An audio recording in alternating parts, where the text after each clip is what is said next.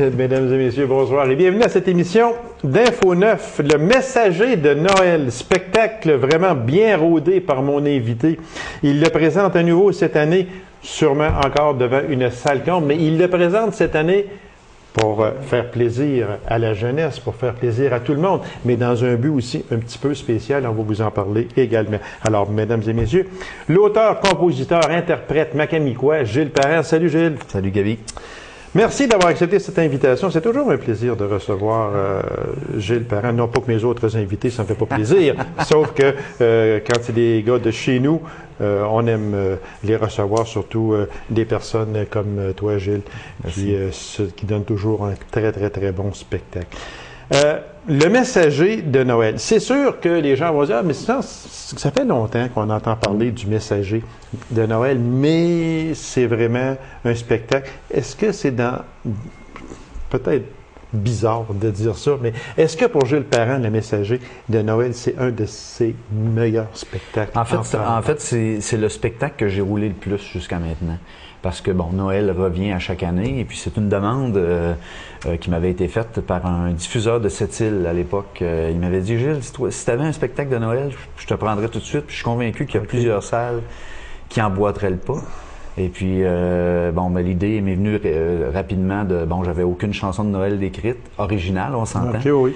Alors, je me suis lancé rapidement là-dedans, et puis j'ai trouvé assez facilement une voie à ce spectacle-là, lui donner un chemin pour arriver à raconter comment moi je vivais mes Noëls d'enfance. Alors j'ai dit, tiens, je vais baser ça là-dessus. On va reculer quelques années en arrière, on va parler aux enfants comment que les Noëls se vivaient, parce que c'est très différent d'aujourd'hui. Ah mon Dieu, on le sait aujourd'hui, c'est très pas commercial. Du tout. Alors c'est un peu l'idée sur laquelle j'ai démarré cette histoire-là. On est loin de la pomme et de l'orange dans un petit bas de laine en dessous de l'arbre de Noël. Mais c'est vrai, il faut le dire quand même, parce que c'est vrai. Écoute, excuse-moi, moi j'étais un peu plus âgé que toi, un petit peu. Ouais. Pas gros, juste un petit peu. Puis, mais c'était ça, dans le temps. Absolument. Toi, là, c'était pas là, les cadeaux gros de même, puis j'en suis persuadé. Puis aujourd'hui, là, je veux pas... C'est très différent. Mais c'est tellement commercialisé. C'est très différent. Alors, justement, avec le spectacle, ce que je veux expliquer, c'est que, les cadeaux, c'est nécessaire. Oui, c'est sûr. Mais il y a des façons d'offrir des cadeaux, mais on peut faire autre chose. Il y a d'autres options également. Oui. Ça, j'explique ça dans mon spectacle. C'est un spectacle qui est très humaniste, qui se rapproche beaucoup de la façon dont on peut aborder cette fête-là, qu'on peut pas nécessairement avoir des cadeaux, mais aussi y aller avec l'esprit, notre être intérieur. Exactement. Et puis, c'est très, très, très humain, ce spectacle-là. C'est très familial également. Parce que quand on parle, Gilles, c'est sûr, Noël, c'est une grosse fête commerciale, c'est la fête des enfants. Ouais. Puis même c'est la fête des adultes aussi, mais c'est la fête chrétienne de l'année, c'est Pâques, mais la fête commerciale, c'est Noël. Il ne faut pas s'en cacher, là. C'est ça. Absolument. On est rendu là. Absolument. Puis, Noël vient une fois par année. Si on regarde ça froidement, Gilles Parent qui présente le messager de Noël, il ne peut pas le présenter au mois de juillet, le messager de Noël. Non. Il le présente à Noël. Ouais. Donc, Adeste Fideles, le minuit chrétien, les anges de nos campagnes, et on en met. Ça fait des décennies que c'est la même chanson, presque toujours sur le même air musical, puis on ne se tanne pas de l'entendre, parce que c'est un chant de Noël. Absolument. Il va venir, on le fera pas jouer en juillet, à moins d'avoir Noël décampeur, c'est rendu moderne aujourd'hui, mais on le fera pas jouer à Pâques. Tandis que le messager de Noël, c'est la même chose. Tu ne feras pas cette pièce-là au mois de mars, au mois d'avril. Donc c'est une coutume pour Gilles Parent. Absolument. Ça fait 10 ans que ce spectacle-là existe et puis qui roule très, très, très bien. Puis j'ai une réponse vraiment extraordinaire, que ce soit, peu importe où je vais, les gens apprécient ce spectacle-là parce que c'est un spectacle familial. Tu parles des classiques de Noël. Moi, j'espère que mes chansons deviendront des classiques. Parce que il y a de très belles chansons, pas parce que c'est moi qui les ai faites, les ai écrites, mais il y a de très belles chansons qui portent à réfléchir là-dedans, qui est des chansons à réflexion. J'aime beaucoup travailler ce côté-là, que les enfants, autant que les parents, puissent se pencher sur eux autres mêmes à travers la musique, puis découvrir qu'il y a autre chose que l'effet commercial à Noël. Et puis, moi, je parle, bon, j'ai reçu des cadeaux quand j'étais petit. Mes yeux ont brillé parce que je savais que j'avais des cadeaux. Sûr, oui. Et comme tu l'as si bien dit, Noël, aujourd'hui, c'est la fête des enfants. Oui, c'est la fête des adultes. Les adultes doivent peut-être se repencher, comme je l'expliquais, sur eux autres mêmes, puis se remettre en question par rapport à cette fête-là. Mais d'abord et avant tout, la fête de Noël, aujourd'hui, dans les années 2000, je pense que c'est la fête vraiment des enfants. Il faut vraiment leur offrir. Et puis, ben moi, c'est le cadeau que je leur offre. Moi, Gilles, il y a une question qui me brûle les lèvres, puis je vais te la poser. Je vais te la poser certain, parce que Gilles Parent, c'est un auteur, compositeur, interprète. On connaît tous Gilles Parent, de magnifiques chansons, Gilles. Mais cette question-là, je vais te la poser. Gilles, quand on regarde les classiques de Noël, OK? Ça, là, tout le monde a chez eux des classiques de Noël. Moi, j'en ai même de Richard Véraud. On ne monte pas hier soir, là, c'est ça exactement. Il y a Alain Guérard. Fait que, ils vont dire, d'accord, il n'est pas jeune. C'est mon père qui avait ça, OK? Mais on regarde ça et on s'en vient aujourd'hui, dans les années, disons, en 1980, 1970, ces airs de Noël-là, qui ont été repris par plusieurs artistes. Et on voit aujourd'hui, comme Ima qui sort un CD de Noël, qui est un peu jazzé, on déforme un peu le côté classique. Le côté classique. Moi, ça m'agace l'oreille un peu. Mais pour Gilles Parent, c'est quoi? Est-ce que c'est normal parce qu'on est rendu à l'an 2000, quelques... C'est une question qui peut sous-entendre plusieurs autres questions. Elle est excellente. Moi, je trouve que les classiques qui existent, c'est vrai qu'on les fait à différentes sauces. Ça peut nous paraître bizarre à l'oreille. Je pense, sans dire que c'est nécessaire. Je pense que le côté nécessaire dans ce côté-là, c'est d'essayer de respecter le plus possible la trame de base classique. Parce que si on fait... Bon, dernièrement, j'écoutais Joy to the World par la chanteuse américaine qui essaye de faire comme un oiseau qui vole partout. Là. J'essaie de... Mariah Carey. Bon, qui nous fait une envolée de voix incroyable à peu près à toutes les 3 secondes. Ça, j'ai bien de la difficulté avec ça. C'est un chant classique qui était déjà en soi, qui est une belle œuvre. Donc, aller briser une chanson comme ça, en tout cas, c'est mon avis. Oui, non, c'est ça. C'est peut-être ça, c'est peut-être là-dessus qu'on partage un peu, sans s'en avoir parlé avant. Mais non, ça n'est pas parlé du tout. Moi, c'est arrivé comme ça. C'est vrai que c'est un peu agaçant. Moi, j'aime vraiment le côté classique de Noël. Justement, ça nous porte à aller plus loin dans nos réflexions lorsqu'on écoute justement soit un M. Véraud ou un Yolande Guérard ou peu importe qui interprète, mais qui l'a fait vraiment de la façon dont on est habitué de l'entendre. C'est peut-être une façon de se démarquer. C'est rendu maintenant que la fête de Noël pour les artistes, les chanteurs, les chanteuses, c'est rendu une façon de prolonger sa popularité. On fait des disques de Noël parce que autrement on tournerait pas dans le temps des fêtes. Donc, on fait ça pour que notre nom continue à circuler. C'est rendu très commercial à ce niveau-là. Parce qu'on ne brise pas les paroles. Les paroles restent à peu près toujours pareilles, sauf que c'est la musique qui change, qui devient blues, qui devient jazz, qui devient rock, qui devient déco, etc. Je voulais passer celle-là, mais je l'ai passée. Non, mais je suis content d'avoir un artiste comme toi, Gilles, qui écrit beaucoup, puis qui donne des concerts, puis tout ça. Je suis content d'avoir une version d'une personne. À ce moment-là, ce qu'on peut faire en tant qu'artiste, comme moi, ce que je fais mes propres chansons. J'en fais des originales. Et puis, on essaie, tant qu'à vouloir apporter une autre dimension. Qu'on apporte une autre chanson. Ben absolument, qu'on apporte notre vision à nous. Le point de vue, bon. Voilà. Exactement. Il faut en revenir au messager de Noël. Allons-y gaiement. OK, cette année, par exemple, le messager de Noël, il est un peu spécial. Oui. En fait, ce spectacle-là, on fait un DVD avec. Alors, le 12 décembre, on en a parlé il y a quelques semaines, Gaby. On va tourner le spectacle en direct pour en faire un DVD, le mettre sur les tablettes. Ce processus-là a été très, très, très difficile à monter, mais on est arrivé à un bon résultat. On a trouvé des partenaires, puis si tu peux me permettre, peut-être que je peux les nommer. Oui, il n'y a aucun problème. C'est pas bon. Je vais commencer. Jean Coutu a embarqué avec nous, Deloitte a embarqué avec nous, La Vache à Mayotte, Canadian Tire de la Sarre, ensuite la commission scolaire, la commission des loisirs de la Sarre également a embarqué avec nous. Alors ces différents organismes et entreprises-là nous ont permis la coop également Val-Nord, j'allais oublier. Alors ces entreprises-là nous ont permis de leur offrir des billets également qui auront distribué à leurs clients ou à leurs employés. Ce qui fait que notre salle va être pleine le 12 en après-midi. Je répète, les gens qui écoutent et qui ont des billets à 14 heures, présentez-vous là à 13h, 13h30 pour vous préparer. Il y a un animateur de foule qui va être là et pour pas le nommer, c'est Sébastien Bellil qui travaille. Bon, tout le monde connaît Sébastien. Alors, qui va faire notre animateur de foule, qui va vous expliquer comment que le tournage va se dérouler, etc., qui va vous préparer à ce tournage-là. Et je redis que c'est un événement, ça s'est jamais fait en Abitibi-Ouest, un tournage en tout cas en salle. Alors, ça va être un événement en soi. On va remettre un cadeau à tous les enfants qui vont être présents, ceux qui ont leur billet. Vont recevoir un cadeau. Et je note aussi que c'est Radium qui fait le tournage, qui va être sur place.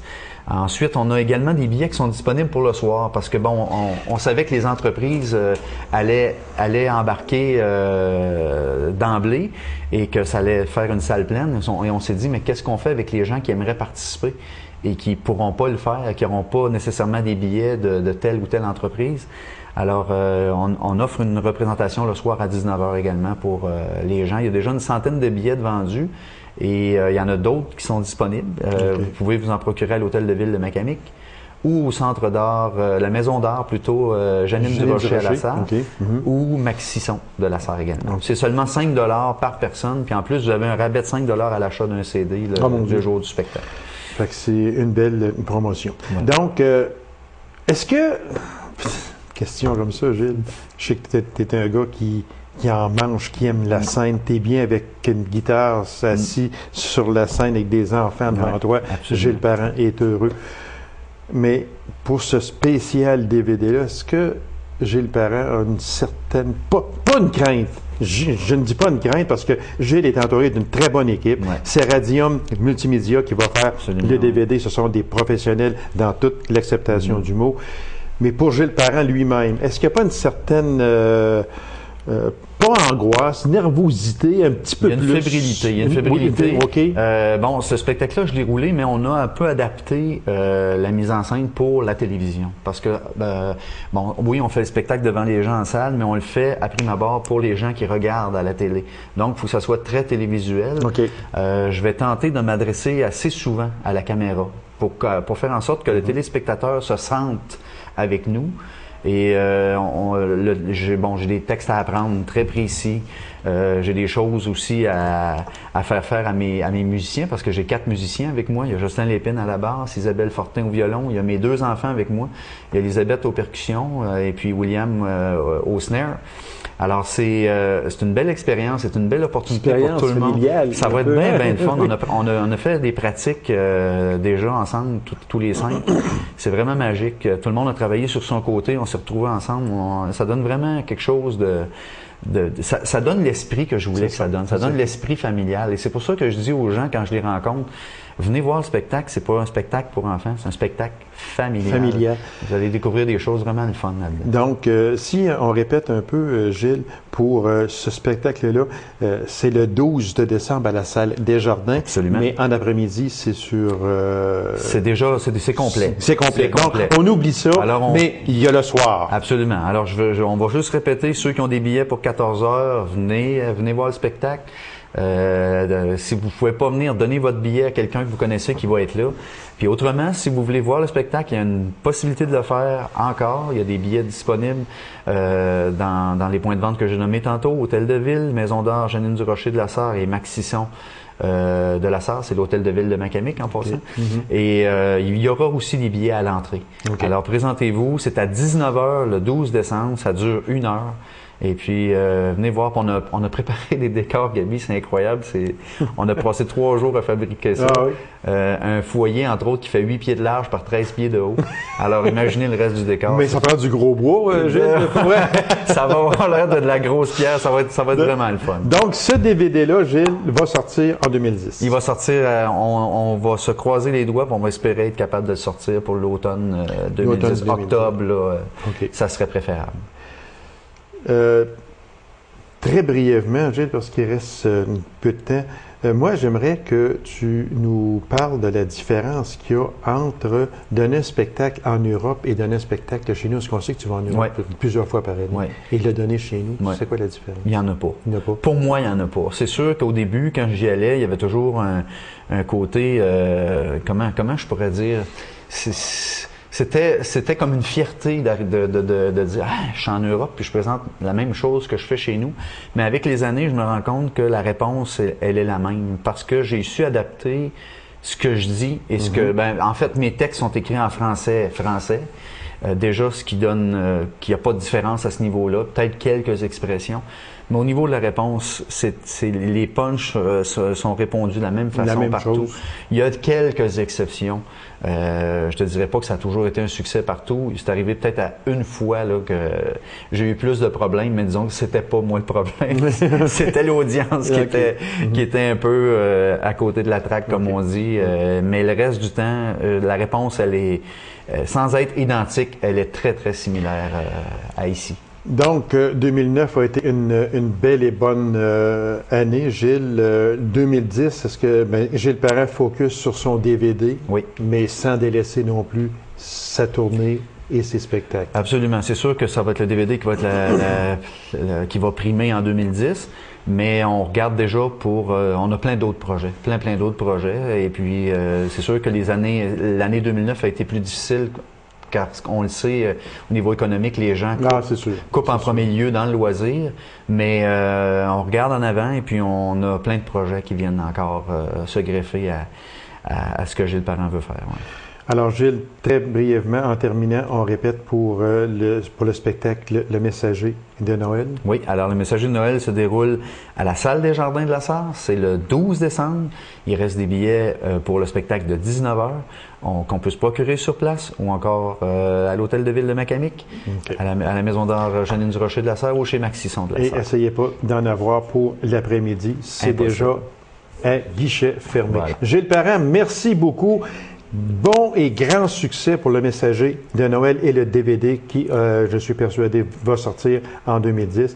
Merci beaucoup, Gilles, puis continue ton excellent travail. Tu représentes l'Abitibi-Ouest et Macamic en particulier d'une façon extraordinaire. Merci beaucoup, Gaby. C'est moi qui te remercie. Courte pause, mesdames et messieurs, et on vous revient immédiatement après. Restez avec nous.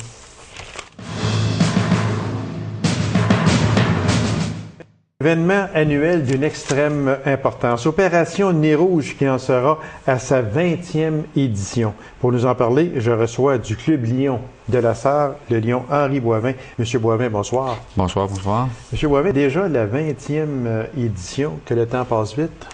Beaucoup. Oui. Ça fait déjà 25 ans que l'Opération Nez Rouge existe. Nous, à la Sarre, c'est notre 20e année. C'est la 20e année. C'est notre 20e année.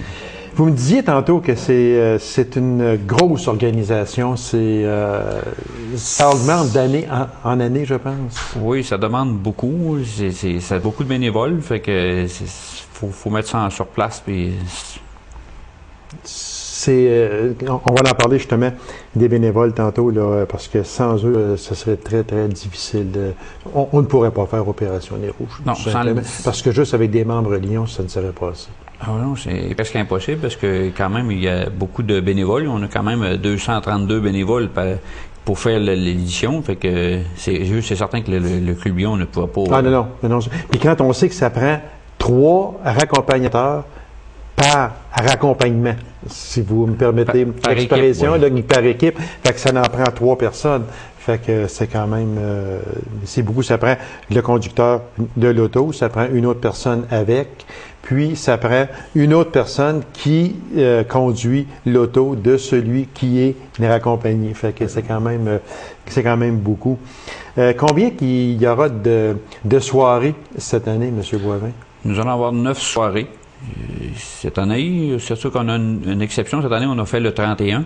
OK. que C'est nouveau? C'est nouveau. On espère pas avoir trop de misère à trouver des bénévoles pour le 31. C'est pas facile, cette Non, date-là. c'est sûr que le 31, là, c'est... Parce que Noël, c'est quand même assez bien. Sauf qu'on dirait que le jour de l'an, là, c'est plus familial, le jour de l'an. Oui, puis non. Parce Oui. qu'il y a plusieurs personnes que le 31 ne font rien, que je connais, moi. Puis OK. j'ai plus de misère à trouver des noms, mettons, le 24, Ah oui, le 25 OK. que le 31. Ah, OK. Ouais, J'aurais pensé l'inverse. Bon, il s'est parrainé par le Club Lyon. le Club Lyon de la Sarre. Ça fait des années, ça va faire C'est notre 20e édition. 20e 20 ans. édition. Exactement. Bon, si on parlait du but principal d'Opération Nez Rouge, qui est à peu près toujours le même d'année en année. C'est sûr que pour nous autres, c'est pour ramasser des fonds. C'est sûr qu'on n'est pas, on charge rien pour les raccompagnements, mais seulement que les gens ils donnent ce C'est qu'ils laissé veulent. à la discrétion. C'est laissé à de la la discrétion personne. des gens. Puis nous, ben, cet argent-là, ben, c'est versé à des buts, à des organismes à but non lucratif. Fait que- C'est sûr, c'est comme tout club Lyon, que ce soit celui de la Sarre, de Macamic ou peu importe. Ce sont des clubs à but non lucratif. Donc, l'argent qui est amassé lors d'opérations Nez Rouge est redonné dans la communauté par le club Lyon à d'autres organismes qui en ont besoin. C'est exact.